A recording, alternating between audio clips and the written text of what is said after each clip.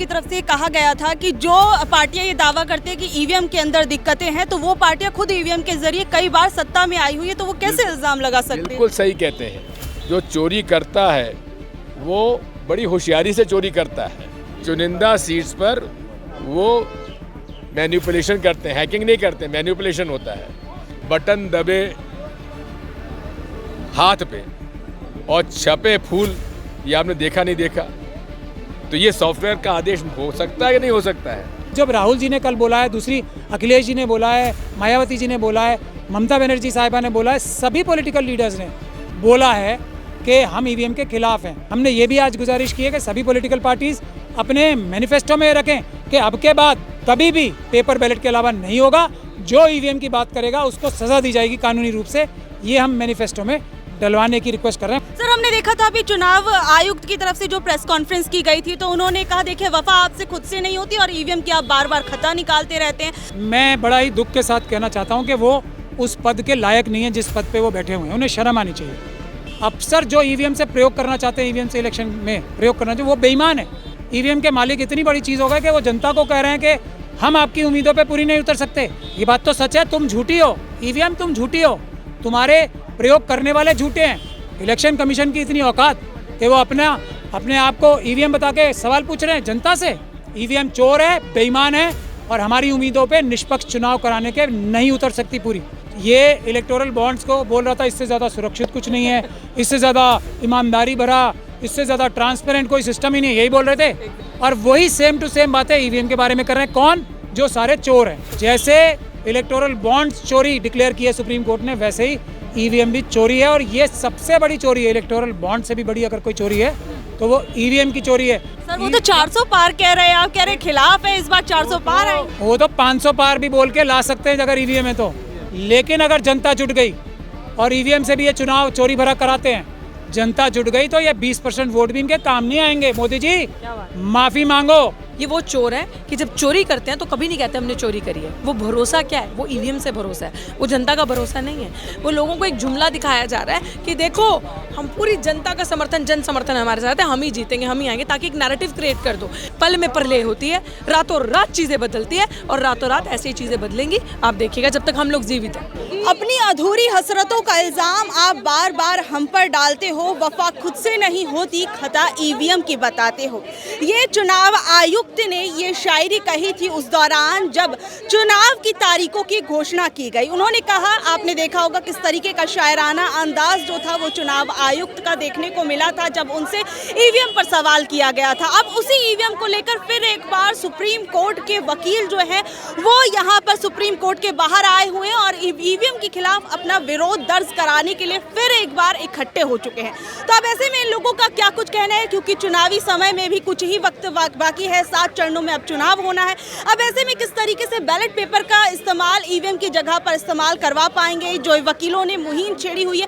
आइए चलते हैं और इन्हीं से जानते हैं। आइए चलते हैं। देखिए, इस वक्त आप इन तस्वीरों के अंदर देख सकते हैं कि कांग्रेस नेता दिग्विजय सिंह जी भी यहाँ पर पहुंचे हुए हैं, जो लगातार ईवीएम के खिलाफ अपनी आवाज़ बुलंद करते रहे हैं और कई बार उन्होंने ईवीएम के डेमोन्स्ट्रेशन के माध्यम से दिखाने की कोशिश की है कि आने वाले चुनावों के अंदर जो है वो ईवीएम का इस्तेमाल नहीं होना चाहिए, क्योंकि इसके अंदर तमाम गड़बड़ियां मौजूद हैं, इसे किसी भी तरीके से हैक किया जा सकता है। वो तमाम चीज़ें कई बार डेमोन्स्ट्रेशन के जरिए दिग्विजय सिंह जी अपने आवाज़ पर भी दिखा चुके हैं। और यहाँ पर आप देख सकते हैं सुप्रीम कोर्ट के वकील भी मौजूद हैं। महमूद प्राचा को आप इन तस्वीरों के अंदर देख सकते हैं कि महमूद प्राचा यहाँ पर मौजूद है और तमाम वरिष्ठ वकील और डॉक्टर ऋतु भी यहाँ पर मौजूद हैं।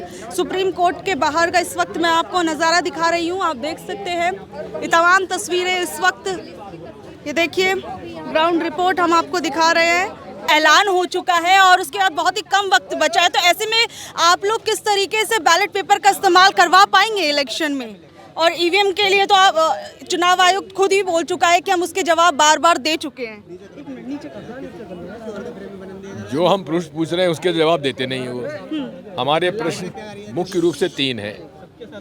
नंबर 1, सिंबल लोडिंग यूनिट में आप जो सॉफ्टवेयर डालते हैं उसको आप सार्वजनिक क्यों नहीं करते?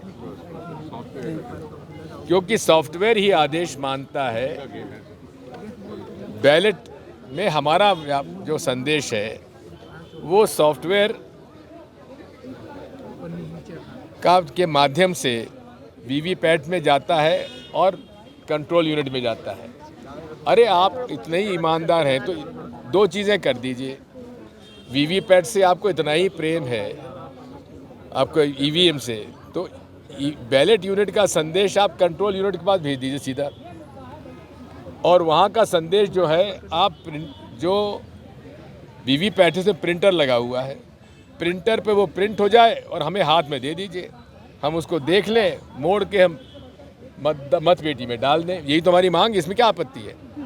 और यदि आप समझते हैं कि इसमें समय लगेगा तो बैलेट पेपर से करा दीजिए। बैलेट पेपर से तो बड़ी आसानी से ज़िले के अंदर प्रिंट हो जाएगा, और ज़िले में प्रिंट हो जाने के बाद पहले होता ही था। और ये भी लोग कहते हैं बहुत टाइम लगेगा, बिल्कुल टाइम नहीं लगेगा। आप 14 टेबल लगाते हैं काउंटिंग की, 14 टेबल लगाने के बजाय आप 50 टेबल लगा दीजिए, उतने तीन या 4 राउंड में पूरा हो जाएगा। सर अभी चुनाव आयोग की तरफ से कहा गया था, एक मिनट, चुनाव आयोग की तरफ से कहा गया था कि जो पार्टियां ये दावा करते हैं कि ईवीएम के अंदर दिक्कतें हैं, तो वो पार्टियां खुद ईवीएम के जरिए कई बार सत्ता में आई हुई है, तो वो कैसे इल्जाम लगा सकते हैं? बिल्कुल सही कहते हैं। इसीलिए जो चोरी करता है वो बड़ी होशियारी से चोरी करता है।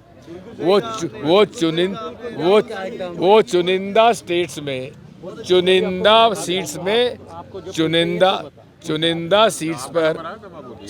सीट्स पर वो मैनिपुलेशन करते हैं, हैकिंग नहीं करते, मैनिपुलेशन होता है। अब ये बताइए कि सॉफ्टवेयर जो आप उसमें डाल रहे हैं उसको इलेक्शन कमीशन के सेंट्रल सर्वर से क्यों जोड़ते हैं? कौन सी ईवीएम कौन से पोलिंग बूथ पे जाएगा ये इलेक्शन कमीशन क्यों तय करता है? वहाँ का रिटर्निंग ऑफिसर को क्यों नहीं मौका देते हैं आप? आपका वन टाइम प्रोग्रामेबल चिप है या मल्टीपल प्रोग्रामेबल चिप है, इसका उत्तर नहीं देते। आप ये नहीं बताते कि सिंबल लोडिंग यूनिट का इंटरनेट से कनेक्टिविटी होती है कि नहीं होती। ये सिंबल हमारे जवाब क्यों नहीं देते आप? हमको मिलने का मौका क्यों नहीं देते?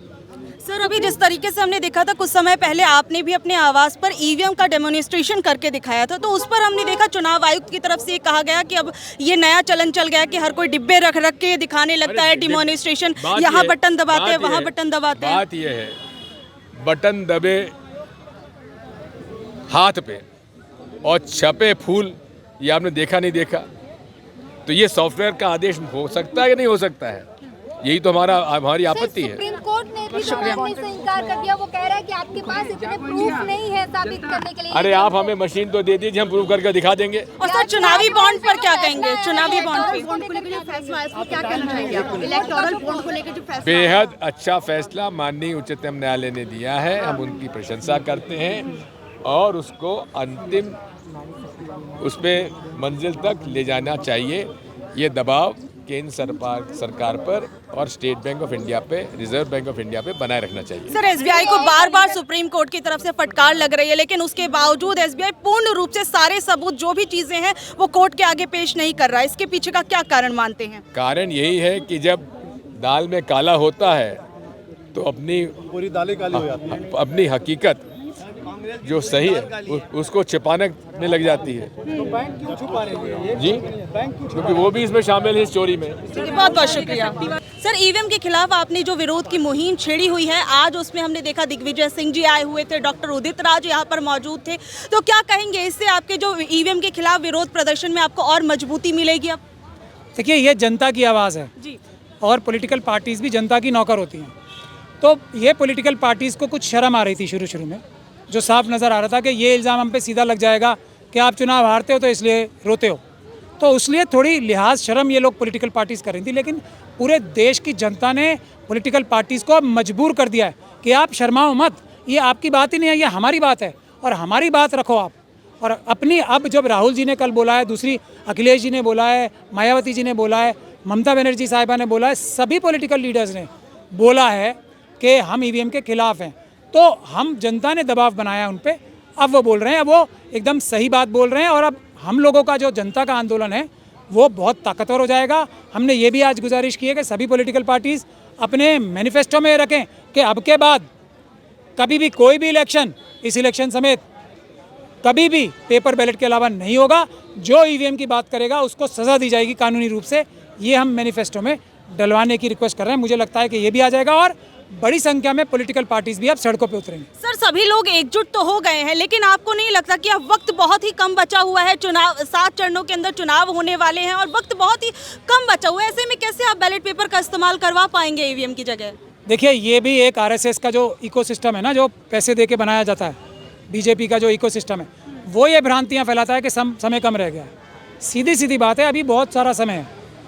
अभी तो ये पेपर बैलेट कब छपते हैं? जब मुख्य चुनाव, जब चुनाव के मतपत्र डलते हैं ना, जब मत डलते हैं उससे 15 दिन पहले ही ईवीएम तैयार होती है, क्योंकि कैंडिडेट्स के नाम का पता लगते हैं चुनाव की डेट से 15 दिन पहले। तो कोई देर हुई नहीं है, लेकिन आरएसएस और बीजेपी को तो झूठ ही चलाना है।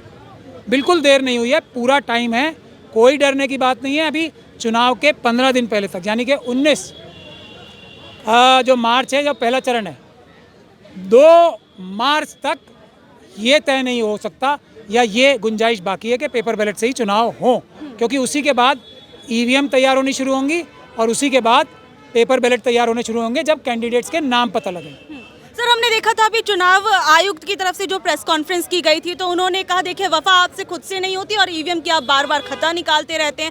हम तो बार बार प्रूफ दे चुके हैं, अपनी साइट पर भी दे चुके हैं, एक किताब भी बाकायदा उन्होंने दिखाई थी। उसके बावजूद आप लोग कह रहे हैं कि ईवीएम के अंदर गलतियाँ हैं, हैक हो सकता है, तमाम चीज़ें हैं।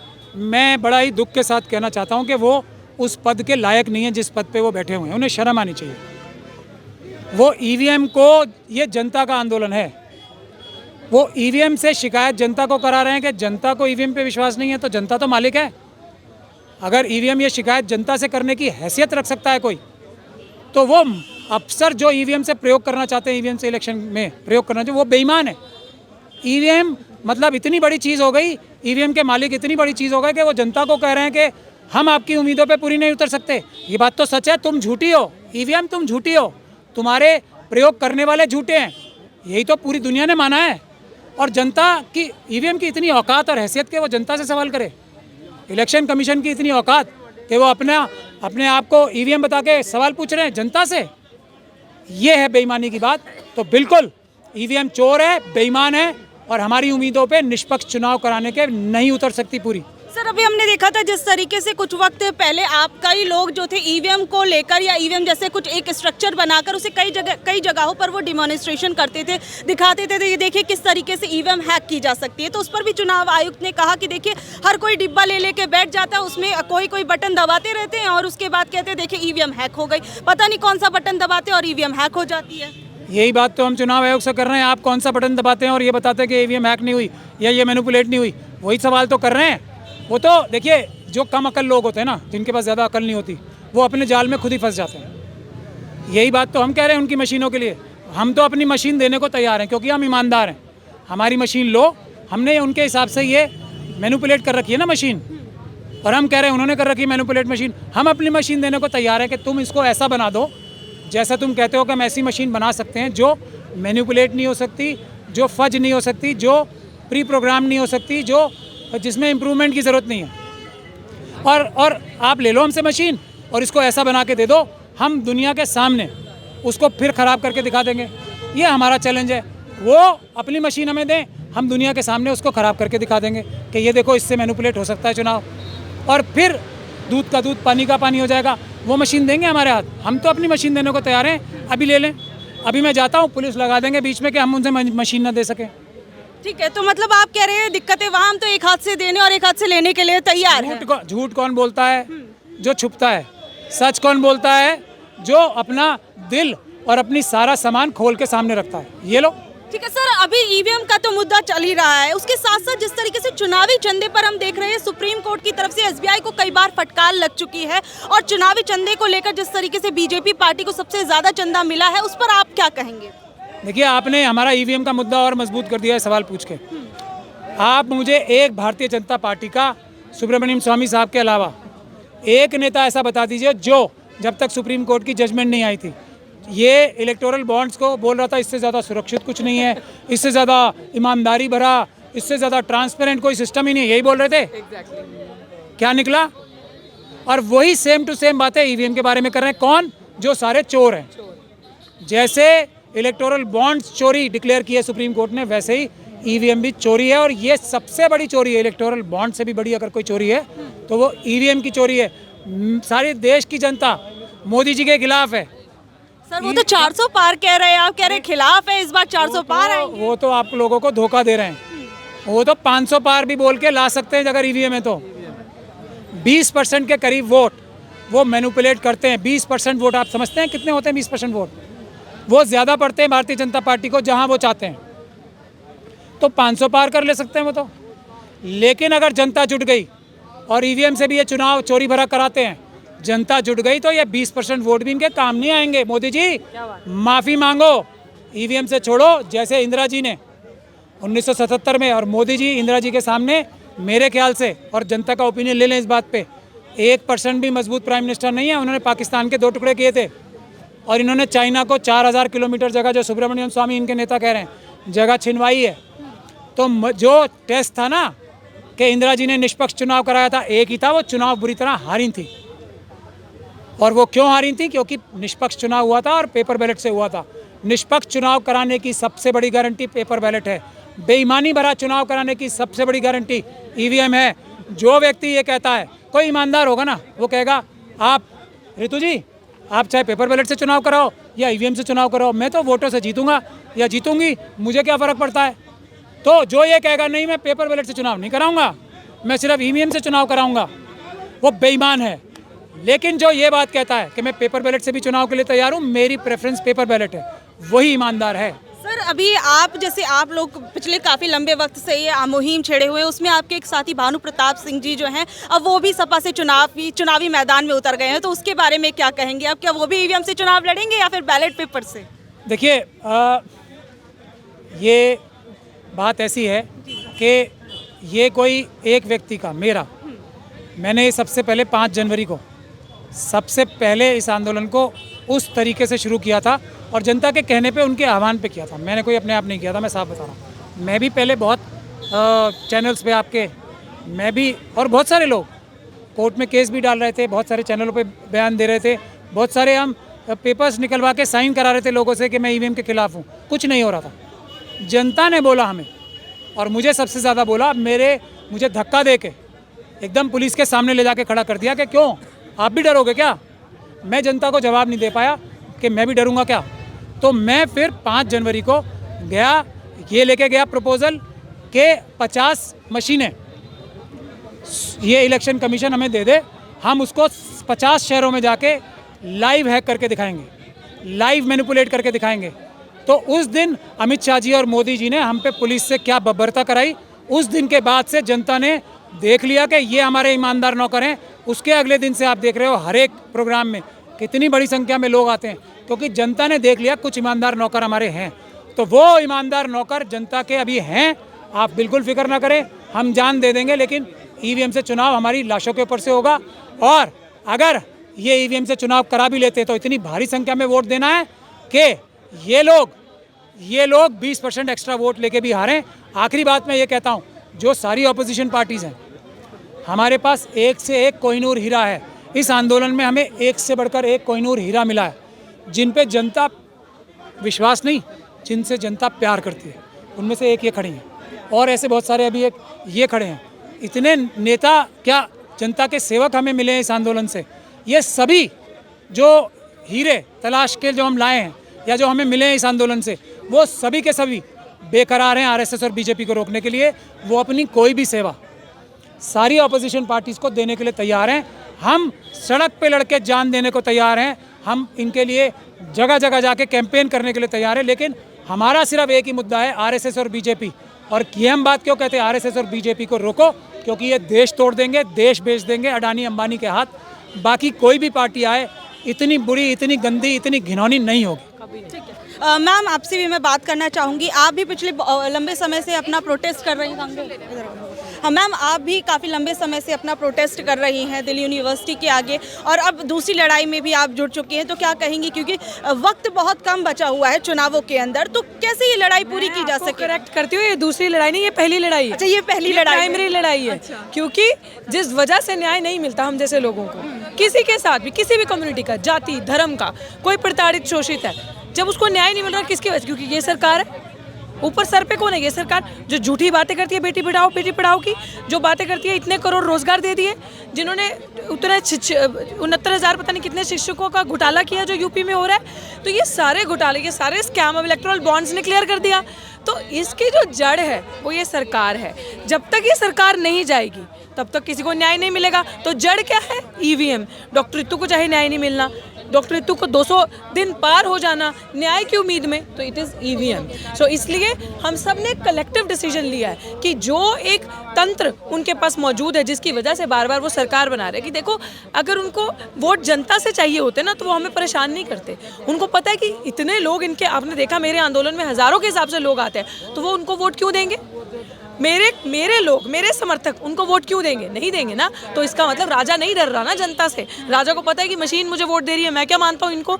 इसीलिए उस राजा की जान जिस तोते में बसी है, उस तोते को मारना बहुत जरूरी है, तभी राजा जाएगा, वरना राजा नहीं जाएगा। चुनाव आयोग तो बार बार अपनी सफाइयां पेश कर चुका है, उसके लिए बाकायदा वो किताब भी दिखा चुका है। हमने देखा, आपने देखा होगा इलेक्शन कमीशन की जब प्रेस कॉन्फ्रेंस हुई थी, उसके बावजूद अब कितनी सफाइयां चाहिए? क्योंकि चुनाव आयोग ये भी बोल चुका है कि देखिए जो पार्टियां ये आरोप लगा रही है ईवीएम के अंदर गड़बड़ियां हैं, वो खुद भी उसी ईवीएम के जरिए ही चुनाव जीतकर आई हैं और सत्ता में बैठी हैं। देखिए, आपकी बात बिल्कुल सही है।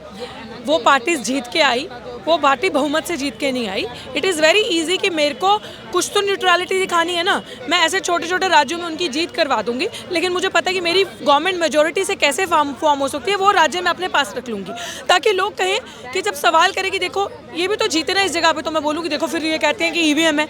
नहीं, ऐसा नहीं होता। वो लोग चालाक है। शर्म आनी चाहिए इलेक्शन कमीशन के चीफ को कि जहाँ जिस देश की जनता भुखमरी से प्रताड़ित हो, जिस देश का 90% युवा सड़कों पर बेरोजगारी से जूझ रहा हो, लड़ रहा हो, जिस देश में अस्पतालों के अंदर मरीज नहीं बाहर लाइनें लगी हो, जिस देश में कोरोना काल के अंदर ऑक्सीजन ना मिलने पे, दवाइयां ना मिलने पे इतने लोगों की मौतें हुई, उस देश का इलेक्शन कमिश्नर का चीफ जो है वो शेरो शायरी कर रहे हैं। डूब मरो शर्म से। और हमारी नज़र में, जनता की नज़र में इलेक्शन कमीशन चोर है और इलेक्शन ईवीएम को हटाना होगा अगर देश को बचाना है। और सबसे बड़ी बात, देश तो तब रहेगा ना जब संविधान बचेगा। जब संविधान ही नहीं बचेगा, क्योंकि इनकी एक ही स्ट्रैटेजी, उनके नेता कह रहे हैं ना बीजेपी के कि हमें मेजॉरिटी चाहिए अगर संविधान में बदलाव करना है। बदलाव नहीं, बदलाव माने संविधान खत्म करना है। तो जो देश संविधान से प्यार करती है, जो जनता संविधान से प्यार करती है और देश से प्यार करती है, वो हमारा प्रोरोगेटिव है, हमारी रिस्पॉन्सिबिलिटी है सड़कों पे आना। डेमोक्रेसी है, लोकतंत्र को बचाना और देश को बचाना, जहाँ हिंदू, मुस्लिम, सिख, ईसाई, बौद्ध, जैन, क्रिश्चियन सब आपस में भाई भाई और प्यार से रह सके। तो ये मैं ऐसा भारत देखती हूँ और इस भारत को मैं बचाऊँ। लेकिन फिर भी भरोसा तो 400 पार वाला है ना। ये कह रहे हैं एनडीए देखिए 400 पार आएगी और जो बीजेपी है वो 370 सीटें तो जीत कर आएगी और बाकायदा संसद के अंदर प्रधानमंत्री नरेंद्र मोदी ये बात कह देते हैं। और इतना भरोसा तो हम देखते विपक्षी पार्टियां, इंडिया अलायंस नहीं दिखा पाता अपने पर। चोर देखा कभी? चोर फिल्मों में या ऐसे कभी चोरी कर लेता है तो कहता मैंने चोरी करी, नहीं मानता ना। तो ये वही चोर है, ये वो चोर है कि जब चोरी करते हैं तो कभी नहीं कहते हमने चोरी करी है। वो भरोसा क्या है? वो ईवीएम से भरोसा है, वो जनता का भरोसा नहीं है। आप लोग सोशल मीडिया की ताकत से जगह जगह जाते हो, कवर करते हो, आप देखते हो जनता हर नुक्कड़ पे परेशान है। अभी ऑटो वाली यूनियन पे चले जाओ वो परेशान, बस वाले ड्राइवर वो परेशान, कोई गैस से परेशान, कोई चूल्हे से परेशान, रोटी से परेशान, कोई डीजल से परेशान, है ना, सब जगह। शिक्षा से परेशान, शिक्षा महंगी होगी, रोजगार नहीं मिल रहा, सब परेशान। तो जनता की उम्मीद नहीं, उनको जो 404 का दावा वो ईवीएम के थ्रू आ रहा है। वो लोगों को एक जुमला दिखाया जा रहा है कि देखो हम पूरी जनता का समर्थन, जन समर्थन हमारे साथ है, हम ही जीतेंगे, हम ही आएंगे, ताकि एक नैरेटिव क्रिएट कर दो। लेकिन नैरेटिव तब क्रिएट होता है, अभी अच्छी बात है कम से कम विपक्ष दिखने लगा। अभी तक तो विपक्ष दिख ही नहीं रहा था ना आपको। विपक्ष हम जैसे लोग, पढ़े लिखे बुद्धिजीवी, एक्टिविस्ट, जो एडवोकेट्स, जो समझ रहे थे क्या डाका बज रहा है, वो विपक्ष था। बट आई एम ग्लैड कि विपक्ष ने सांस लिया, विपक्ष वापस आया। तो इसलिए आप मान रही थी अभी तक विपक्ष जो था वो सोया हुआ था। भाई हम सड़कों पे क्यों हैं? विपक्ष की वजह से। विपक्ष ने अपना नकारापन इतना दिखाया कि उन्होंने भी एक चीज़ नकारापन दिखाया, या उनको ये समझ में आया कि यार, उनको शायद ये लग रहा होगा कि यार इतनी चोरी नहीं कर सकते, कोई नहीं, जनता हमारे साथ है। उन लोगों को भी ये लग रहा होगा कि इतनी जनता तो रैलीज में, इतनी जनता तो हमारे साथ है। लेकिन जब वो उन्होंने देखा कि ये जनता जब हमें वोट डालती है तो हम तो जीतते ही नहीं, हमें तो वोट ही नहीं पड़ता, तब जाके विपक्ष को लगा कि अगर अभी हम साथ नहीं आए, क्योंकि हम लोग मजबूत लोग हैं, हम लोग पुलिस के साथ सामना करते हैं। हम लोग पुलिस को ये बताते हैं कि इस देश का कानून दंडात्मक नहीं है, सुधारात्मक है। इस देश के कानून, आपको जो खाकी वर्दी मिली है वो मुझे डराने के लिए नहीं मिली, मेरी सुरक्षा के लिए मिली है। और हम इस देश के राजाओं को, शासकों को, जो सत्ता में 545 बैठते हैं, उनको ये बताते हैं कि तुम जनता के सेवक हो, तुम जनता के नौकर हो। और हम पुलिस को, एडमिनिस्ट्रेटिव स्टाफ को ये बताते हैं कि जो तुम एग्जाम क्लियर करके जाते हो उसका नाम सिविल सर्वेंट है, पब्लिक सर्वेंट। तो पब्लिक सर्वेंट माने जनता के नौकर। और हम ये बताते हैं लोगों को ताकि वो अपनी औकात ना भूलें, वो अपनी जिम्मेदारी ना भूलें कि जिस जिम्मेदारी से हमने उन्हें वो कुर्सी दी है, उन्हें वहाँ पे बिठाया है, जिस जिम्मेदारी से इस भारत के कानून ने उनके शरीर में खाकी पहनाई है, कहीं वो औकात ना भूलें कि जनता के सेवकों, जनता को सेव करना है, तुमने जनता की सुरक्षा करनी है। और जनता की सुरक्षा करते हुए ये ध्यान रखना है कि किसी बहन बेटी की इज्जत ना लूटे। हर घर पे सुरक्षा हो, गलियों पे सुरक्षा हो, बहन बेटी रात के अंधेरे में क्या दिन के उजाले में सुरक्षित चल पाए, ये उनकी जिम्मेदारी का एहसास उन्हें हम कराते हैं। और जब पॉलिटिकल पार्टीज ने देखा कि ये लोग सच बोल रहे हैं, ये लोग ही वो लोग हैं जो पुलिस का सामना कर रहे हैं और उन्हें उनको रियलिटी चेक करवा रहे हैं, जो सरकार को आंसू रुला रहे हैं, उनको दिखा रहे हैं कि सोशल मीडिया की ताकत से ये लोग ये कर रहे हैं, इसीलिए उन लोग वो हमारे साथ आए। और आज मिशन सेफ कॉन्स्टिट्यूशन और ईवीएम अभियान जो शुरू हुआ है, जिसमें कांग्रेस की, देश की सबसे बड़ी विपक्षी पार्टी ने जो इनिशिएटिव लिया, आई थिंक ये दोनों हाथ जब मिल जाएंगे स्ट्रांगली, बहुत अच्छे से, मुझे लगता है it is never too late.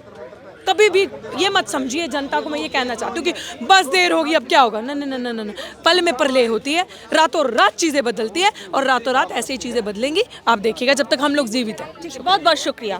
तो देखिए, आपने देखा किस तरीके से यहाँ पर ईवीएम के खिलाफ किस तरीके से सभी लोग एकजुट हो रहे हैं, चाहे वो विपक्षी पार्टी कांग्रेस हो, चाहे वो यहाँ पर महमूद प्राचा हो, चाहे वो डॉक्टर ऋतु हो, तमाम आप देख रहे हैं। लेकिन आप लोग इस बारे में क्या कुछ कहेंगे कि क्या लगता है आने वाला चुनाव जो है वो ईवीएम की जगह बैलेट पेपर से होगा, नहीं होगा? नीचे दिए कमेंट बॉक्स में ज़रूर बताइएगा। धन्यवाद।